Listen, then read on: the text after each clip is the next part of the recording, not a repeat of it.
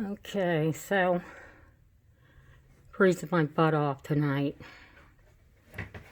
So I'm currently drying my clothes